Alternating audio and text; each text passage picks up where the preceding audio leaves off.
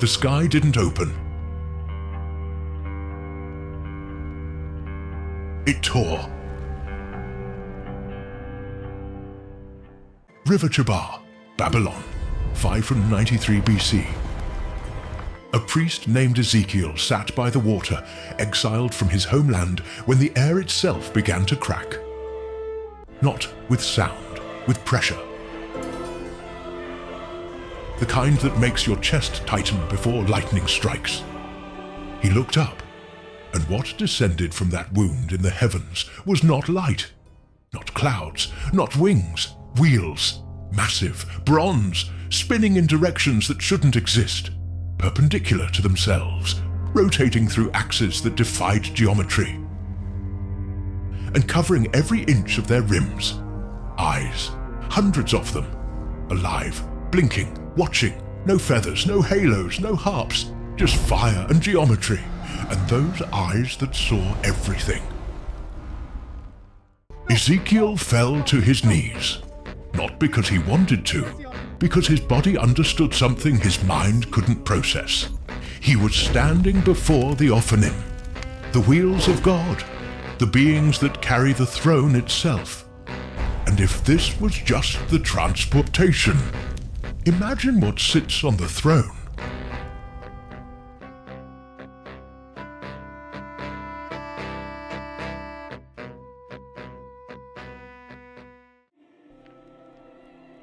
Ezekiel was not a mystic.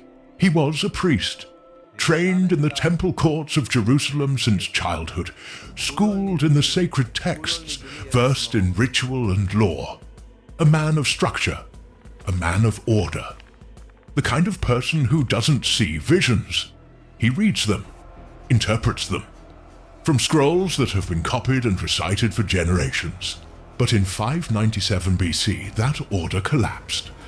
Nebuchadnezzar's army swept through Judah like a blade through parchment, and Ezekiel, along with 10,000 other captives, was marched east to Babylon. Exile. Not imprisonment, but displacement. A priest without a temple. A scholar without a library. He settled near the Chebar River, a canal cutting through the flatlands south of Babylon, where the exiled Judeans built their makeshift communities and waited. For what? They didn't know. A sign, a word, anything. 5 years passed. Then, in the 30th year of Ezekiel's life, the exact age a priest would begin full temple service if there had still been a temple, the sky broke open. The Hebrew text uses the word patash, torn, split, violently opened. Not a gentle parting of clouds, a rupture. Ezekiel describes it as the heavens were opened, but the verb carries force. Something ripped through the fabric of what separates the divine from the physical. He saw a windstorm coming from the north. Not weather, but a presence moving with the structure of a storm. Inside it, fire. Not flames licking upward, but fire folding in on itself, consuming nothing, existing in loops and spirals. Ancient commentators called it Eshmidlakachat, self-taking fire. Fire that feeds on itself. And from within that impossible blaze, 4 figures emerged. Ezekiel tried to describe them, failed, reached for comparisons. They had the likeness of a man, he wrote. Not that they were men, but that human language had no better anchor. 4 faces each, 4 wings. Hands beneath the wings, human hands, but legs like bronze pillars and feet like polished bronze hooves. They moved in perfect synchronization, never turning, always facing all 4 directions simultaneously. And between them, fire ran back and forth. Living fire, moving with intention. With each step they took, lightning cracked from their forms. But Ezekiel's attention was drawn downward, because beneath these creatures, beside them, around them, something else moved. Something that made the creatures themselves seem almost normal by comparison. He saw wheels, and the moment he tried to put them into words, the language of earth shattered in his hands. 4 faces. Ezekiel circled around the phrase in his account, returning to it again and again, as if repetition could make it comprehensible. Each creature had 4 faces, not masks, not illusions, but actual faces integrated into a single head. To the front, a human face. To the right, a lion. To the left, an ox. To the back, an eagle. 4 directions, 4 expressions of creation, humanity, wildness, strength, transcendence. They didn't turn to look. They were always looking. Forward, backward, left, right, simultaneously. No blind spots, no need to pivot or shift. Wherever they faced, they were already facing. The logic of it fractured under scrutiny. How does a single head hold 4 complete faces without distortion? Ezekiel didn't explain because he couldn't. He just recorded what stood before him. Their bodies were humanoid, upright, 2-armed, but the proportions were wrong. The text says their legs were straight, not bent at the knee like human legs, but rigid like columns, pillars of gleaming bronze. And at the base, where feet should have been, the form shifted into something else. Hooves, polished, reflective, like the feet of a calf, but metallic, catching the firelight and throwing it back in sharp bursts. Under their wings, and they had 4 wings each, Ezekiel saw hands, human hands. The detail unsettled him enough that he mentioned it twice. Hands with fingers, palms, knuckles, the kind of hands that could grasp, could act, but attached to beings that were decidedly not human. The juxtaposition was grotesque in its familiarity. These were not distant, abstract entities. They had agency. They had the capacity to reach into the world. And when they moved, fire moved with them. Not fire that clung to them or burned from torches they carried. Fire that ran between them. Ezekiel describes it as Esh Mithaleket, walking fire. It darted back and forth among the creatures like something alive, something hunting. And from that fire, lightning. Not the diffuse glow of embers, but sharp, violent cracks of electrical discharge splitting the air. The creatures didn't react to it. They existed within it, as if fire and lightning were simply the medium through which they moved. Their wings touched when they advanced. Ezekiel is specific about this. The wing of one creature touched the wing of another as they moved forward. 4 creatures. 4 sets of wings, a lattice of connection. They didn't walk in formation by discipline. They walked in formation by design. They were synchronized at a level that erased the distinction between individual and collective. When one moved, all moved, not because they followed, but because they were one system. But then Ezekiel's gaze dropped, and what he saw beneath them, what he saw beside them, made the 4-faced, fire-surrounded, bronze-legged creatures seem almost rational. Because next to each living creature touching the ground was a wheel. And Ezekiel had no framework, no language, no geometry for what those wheels actually were. A wheel on the ground beside each creature. That's how Ezekiel begins. Simple statement. Almost casual, as if he's describing wagon wheels or potter's wheels, objects with precedent, with function. But then he keeps writing, and the simplicity collapses.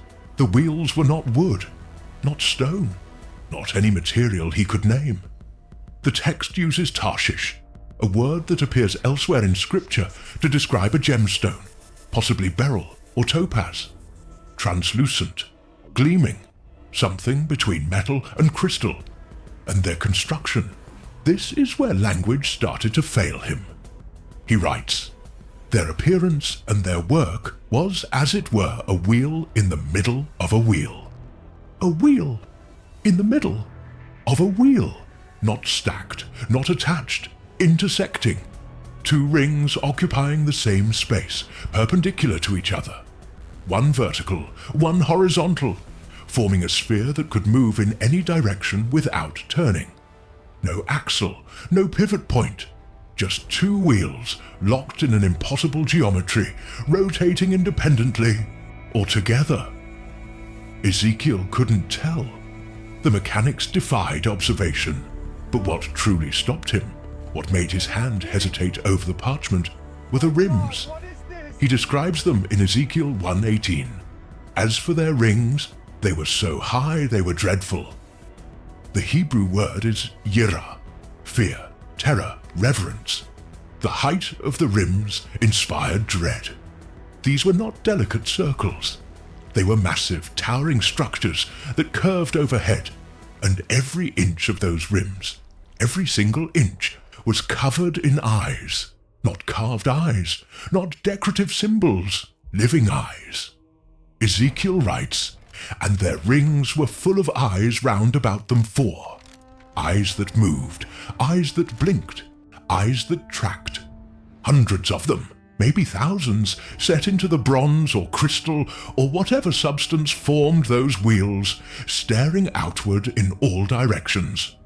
No blind angles, no moment of rest, just constant observation. Imagine standing beneath one, the wheel hovering just above the ground, taller than a man, wider than a chariot, spinning slowly on axes that shouldn't exist. And as it rotates, those eyes pass over your face, one by one, dozens at a time, some looking forward, some looking back, some looking at you. Not the blank stare of a statue, the focused gaze of something aware, something that sees not just your body, but the intention behind your movement, the thoughts forming before you speak them. Ezekiel didn't run. He couldn't. His legs wouldn't obey. So he watched as the 4 wheels, one beside each living creature, hovered there in perfect stillness waiting. And he realized something that the text doesn't state outright, but implies in every line that follows. The wheels were not objects. They weren't tools. They weren't transportation in the way a cart is transportation. They were beings, as alive as the creatures beside them, as conscious, as purposeful, and in a moment they would move. And when they did, the rules would break even further. They moved, but not the way anything moves. Ezekiel 1:19. When the living creatures went, the wheels went by them. And when the living creatures were lifted up from the earth, the wheels were lifted up. Perfect synchronization. No delay, no mechanism connecting them. The creatures stepped forward, and the wheels followed. Not rolled, followed. As if distance and causation were suggestions, not laws. Here's what should have happened. The wheels should have turned in the direction of movement. Forward motion requires rotation along a horizontal axis. Basic mechanics, the kind children understand when they push a toy across the floor. But Ezekiel writes something that shatters that expectation. He says the wheels went upon their 4 sides, meaning they moved forward, backward, left, right, without turning to face the direction of travel. Imagine it, a wheel moving sideways without rotating sideways, gliding north while its face still points east. The perpendicular rings allowing it to slide in any direction, independent of orientation.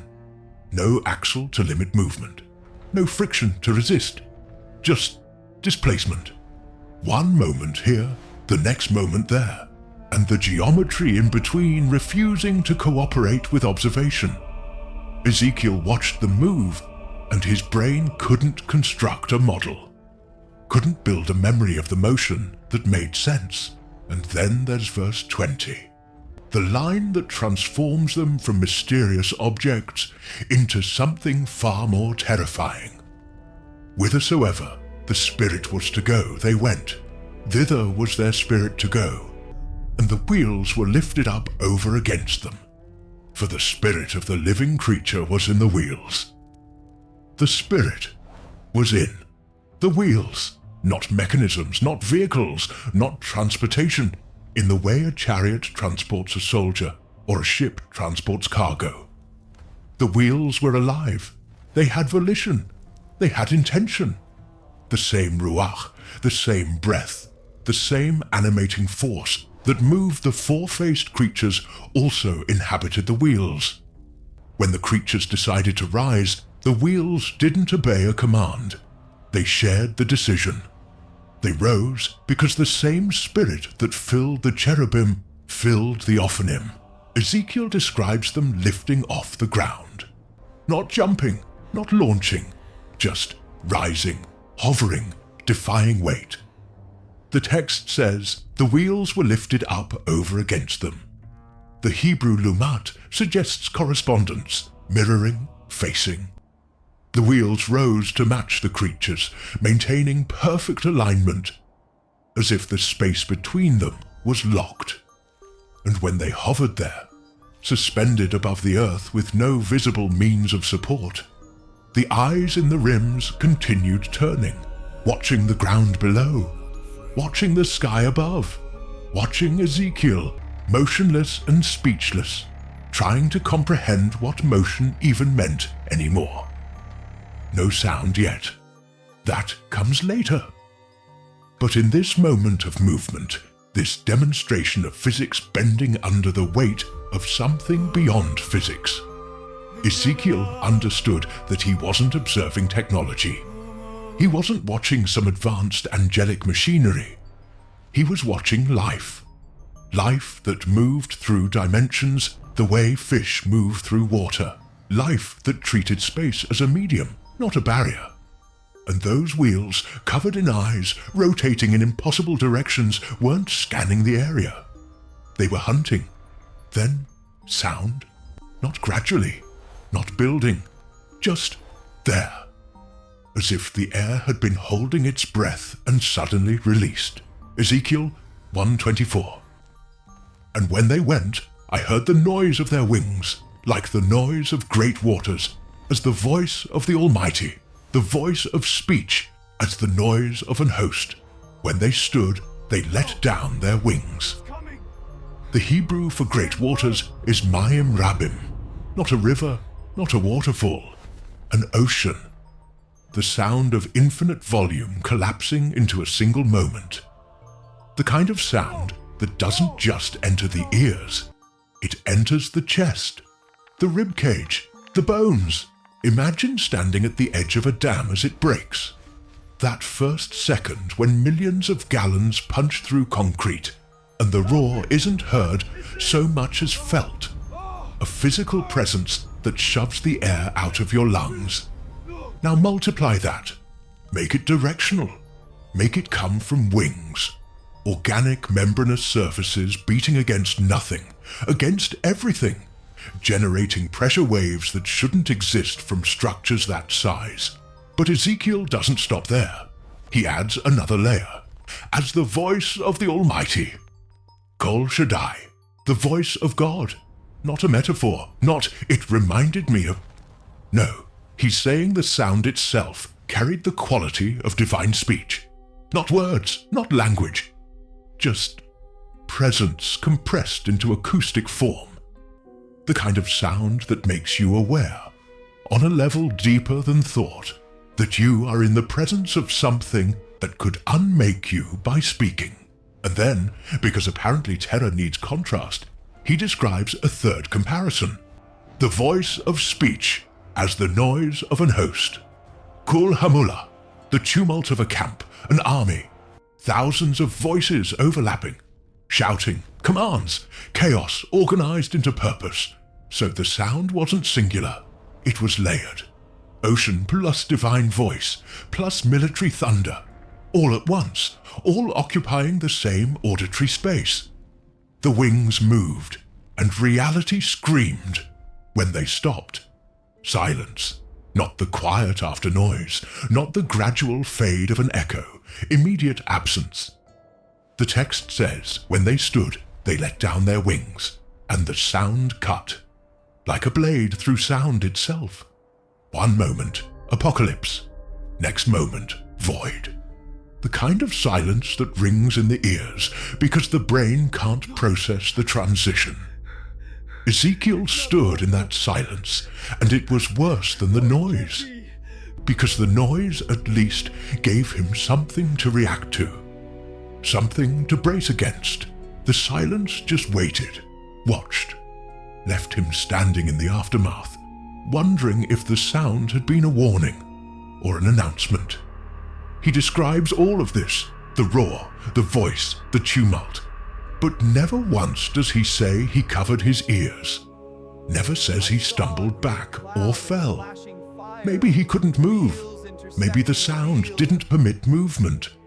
Or maybe he understood even then that this wasn't an attack. It was presence. The sound wasn't meant to harm him. It was meant to make him understand. What had descended by the Chebar River wasn't sneaking, wasn't hiding. It was declaring itself. And everything within range, every molecule of air, every grain of sand, every nerve in Ezekiel's body heard. Ezekiel looked up.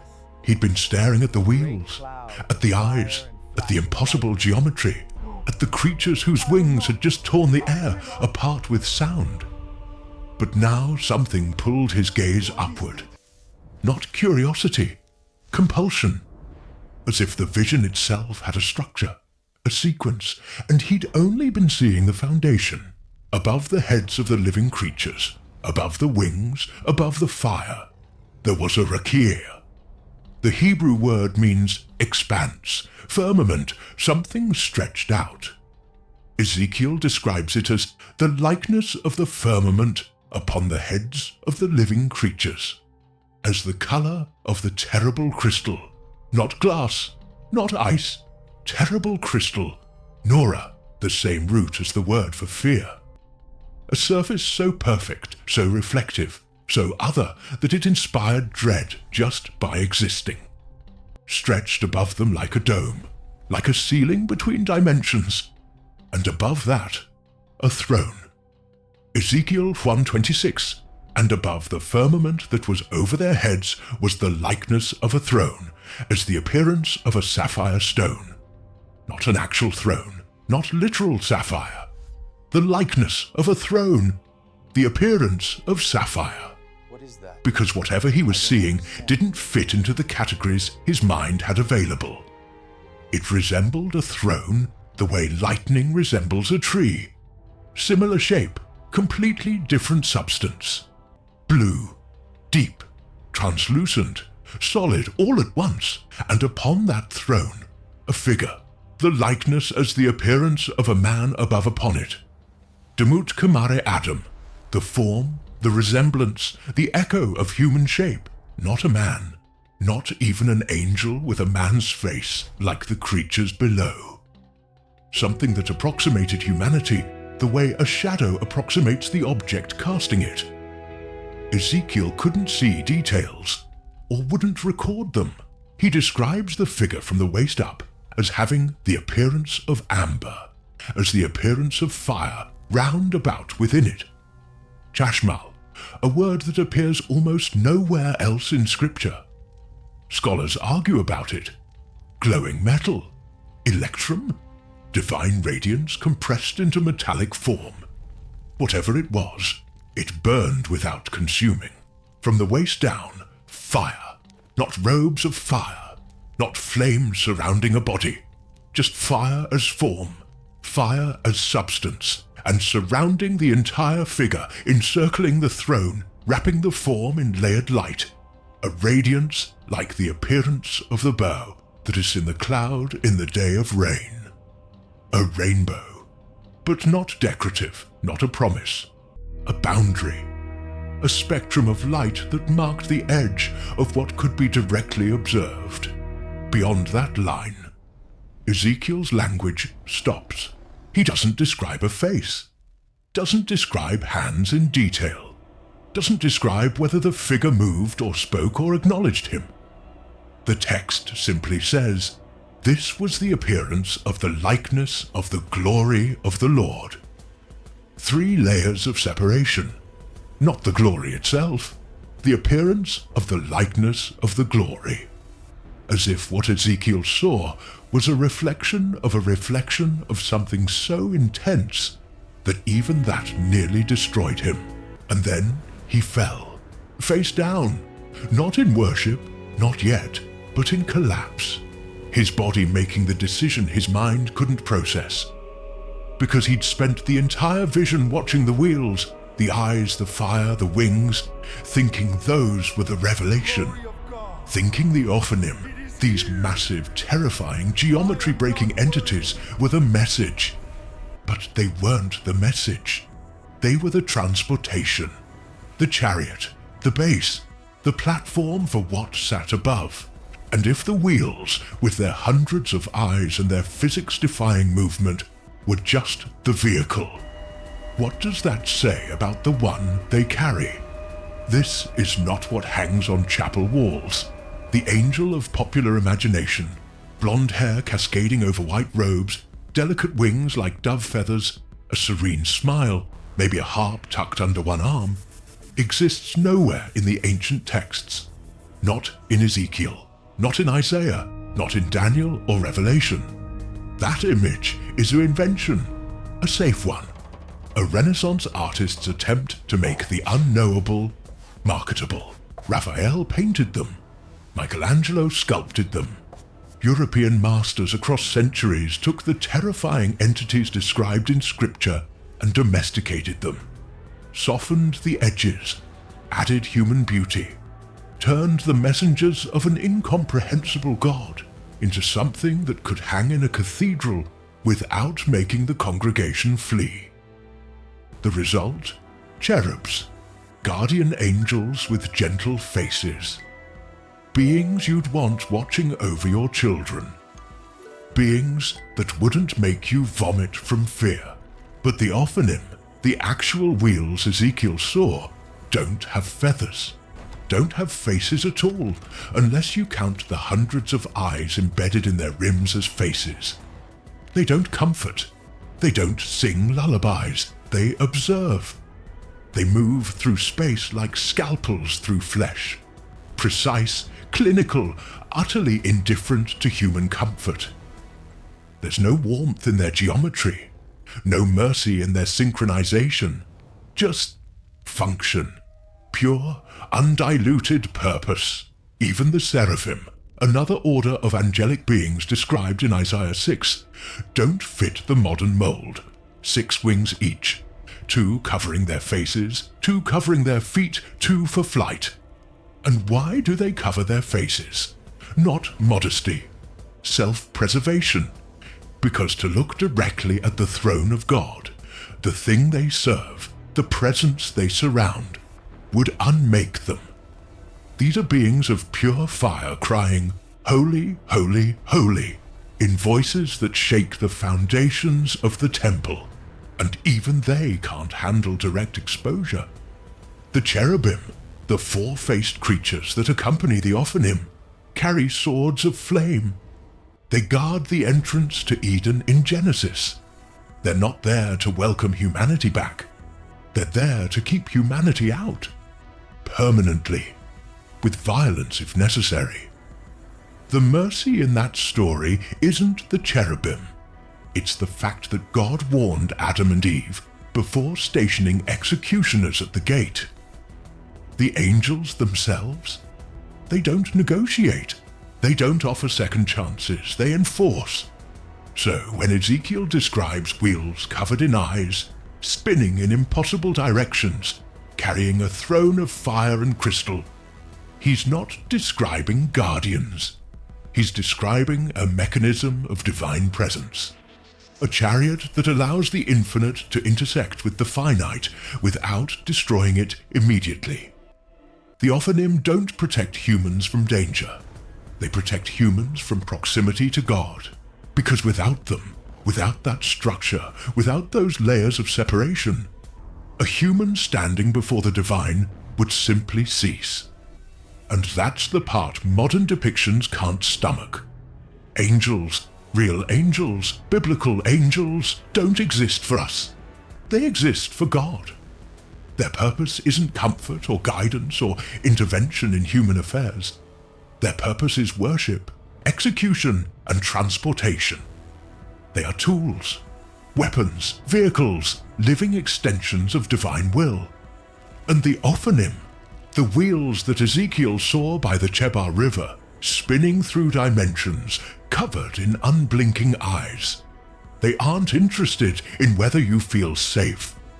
They're interested in whether you're in the way. Ezekiel wasn't the only one. Centuries apart, different locations, different circumstances.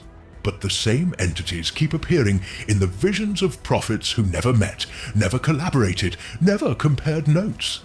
Daniel in Babylon, John on Patmos, separated by 600 years and 1,000 miles. Yet both describe wheels, both describe thrones, both describe eyes. Daniel 7-9. I beheld till the thrones were cast down, and the Ancient of Days did sit, whose garment was white as snow, and the hair of his head like the pure wool. His throne was like the fiery flame, and his wheels as burning fire. Not metaphorical wheels, not symbolic imagery. Daniel uses the Aramaic word galgal, the same term used for physical wheels on chariots. But these wheels burn, perpetually, without fuel, without ash, just fire, sustained by something other than combustion. The vision comes during Babylon's dominance, when empires rise and fall like waves. Daniel sees thrones plural, but focuses on one, the Ancient of Days.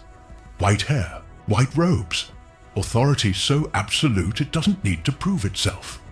And beneath that throne, wheels of fire. The same transportation system Ezekiel witnessed, the same mobile platform, suggesting that what Ezekiel saw wasn't a one-time manifestation. It was the standard mode, the chariot, the Merkabah, always present, rarely visible. 6 centuries later, after Babylon falls, after Persia rises, after Rome conquers, John of Patmos receives his own revelation. Exiled on an island for preaching the risen Christ, he's pulled into a vision that mirrors Ezekiel's with eerie precision. Revelation 4-6-8.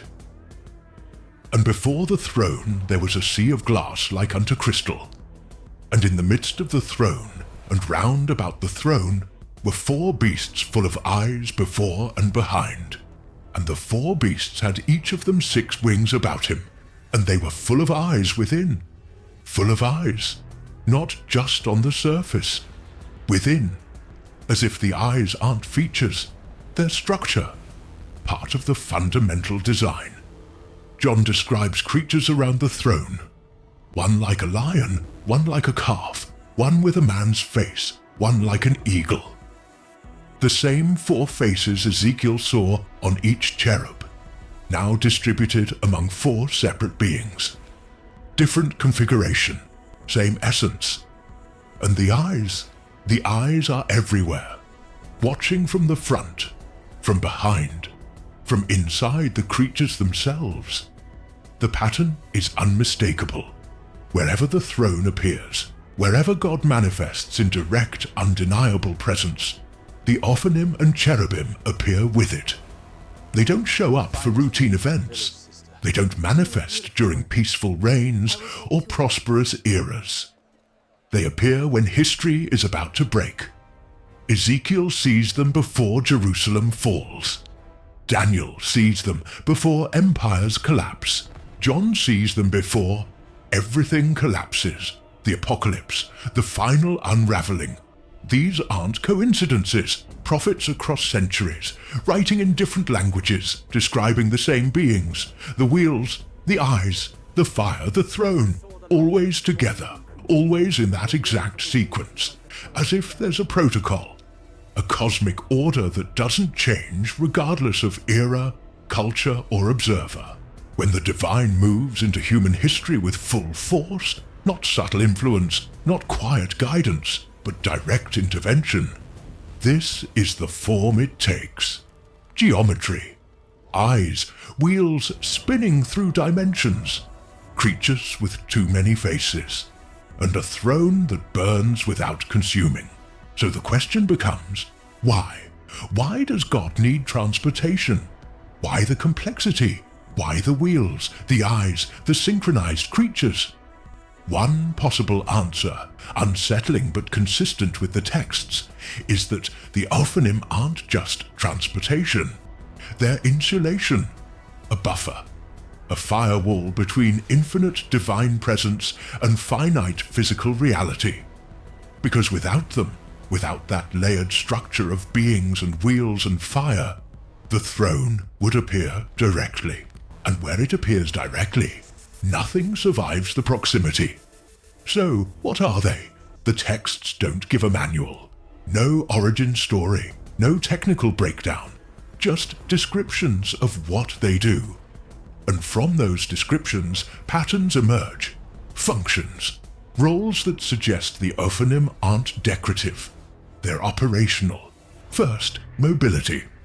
In Jewish mystical tradition, they're part of the Merkabah, the chariot. Before Ezekiel's vision, God's presence was understood to dwell in the Holy of Holies in Jerusalem. Fixed, stationary, accessible once a year by the high priest. But Ezekiel sees the throne by a river in Babylon, hundreds of miles from the temple. The wheels allowed the divine presence to move, to appear anywhere, in exile, in deserts, on mountaintops. The Ophanim made God uncontainable. Second, observation. The eyes, hundreds, maybe thousands embedded in the rims, aren't passive. They track. In Zechariah 4:10, the prophet describes 7 eyes of the Lord, which run to and fro through the whole earth. Some interpretations link this to the Ophanim. Eyes that witness every action, every hidden intention, every thought before it's spoken. Nothing escapes. Not because they're paranoid, because that's their design. Total surveillance, absolute documentation. Third, omnipresence. The wheels spin in multiple directions without turning. Forward, backward, left, right, simultaneously. No blind spots, no delay. The perpendicular rings allow movement through space, as if space itself is just another axis. 3-dimensional travel through what might be more than 3 dimensions. Wherever the throne needs to be, the wheels can take it there, instantly, without limitation. Fourth, execution. Not warriors, not soldiers, but announcers. They appear before catastrophic events, before cities fall, before empires collapse. Ezekiel sees them before Jerusalem burns. Daniel sees them before Babylon falls. John sees them before the final unraveling. Their presence doesn't cause destruction. It marks it, like a seal being broken. Once the wheels appear, once the eyes lock on, the timeline is fixed.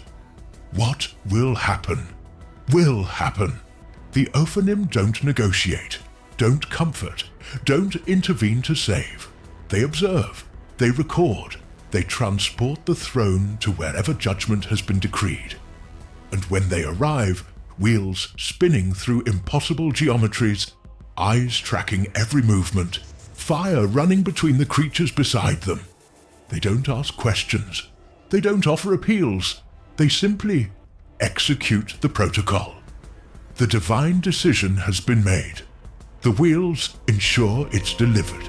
So when Ezekiel fell face down by the Chebar River, when his body refused to stand in the presence of those spinning, eye-covered wheels, he wasn't reacting to a threat. He was reacting to function, to the understanding that he was standing before entities whose purpose was so absolute, so mechanical in its precision, that mercy wasn't even a variable in their operation. They serve the throne, they carry it, they watch, they record, and when the time comes, they move. Ezekiel fell, knees hit dirt, face pressed into the ground. The text says he fell upon his face, not in worship, not yet, but in collapse. His body understood something his mind was still trying to process. Something about scale, about how small a human being is when standing before the machinery of the divine. He'd seen the wheels, the eyes, the creatures, the throne, and through it all, the growing, suffocating realization that none of this was built for him. The wheels didn't spin for human comfort. The eyes didn't blink out of concern for mortal feelings. The fire didn't warm, it announced. The entire structure, every geometric impossibility, every synchronized movement existed for one purpose: to carry the throne. To transport something so beyond human comprehension that even the carriers defied physics. The Ophanim weren't there to protect Ezekiel. They were there to protect reality from what sat above them. Because here's what the vision revealed, not in words, but in structure, in layers, in the sheer distance between the ground where Ezekiel lay and the throne hovering above wheels and creatures and crystal. Proximity to the divine ends things, not metaphorically, not spiritually, physically.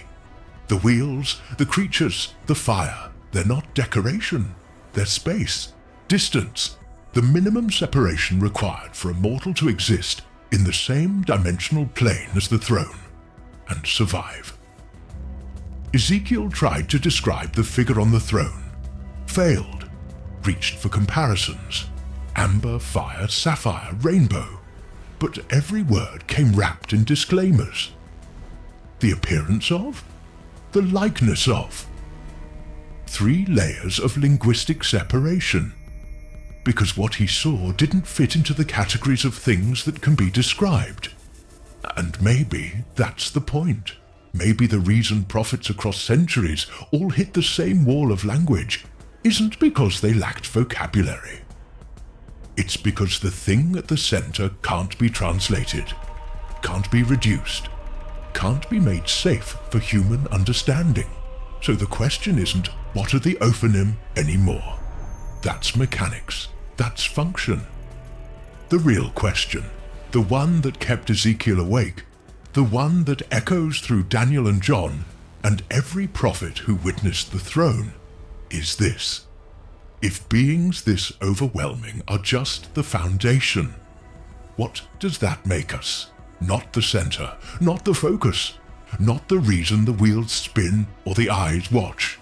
Just observed, recorded, existing at a distance so vast that entire orders of angelic beings have to fill the space between humanity and divinity, just so the contact doesn't obliterate us. The Ophanim don't serve humans. They don't guard humans. They separate humans from the thing that would unmake them by proximity alone. And standing before them, watching those wheels spin through dimensions, those eyes track without rest, Ezekiel understood. He was small, cosmically, terrifyingly, irrevocably small. The next time someone mentions angels as gentle guardians, remember the wheels. Remember the eyes that never stop watching. Remember that what descended by the Kabar River wasn't sent to comfort.